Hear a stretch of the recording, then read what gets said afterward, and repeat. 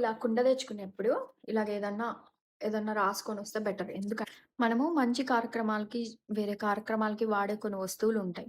వాటికి డిఫరెన్స్ ఎలా తెలుస్తుందంటే, ఇప్పుడు దీపం మనం దేవుడి దగ్గర పెడతాం. ఎవరన్నా వెళ్ళిపోయినప్పుడు అలాగా పెడతాం గదా!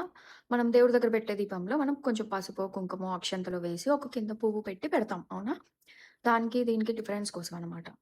మన దేవుడికి కాబట్టి పవిత్రంగా మనం అవన్నీ వేసి పూజ చేసుకుంటాము, పెడతాము. సేమ్ అలాగే కుండ గూడా కొన్ని రకాలుగా గూడా వాడుతున్నాం. మనం మంచికి వాడుతున్నాం. సో, మనం ఇంటికి నీళ్ళకి తాగడానికి అంటే మంచికే గదా!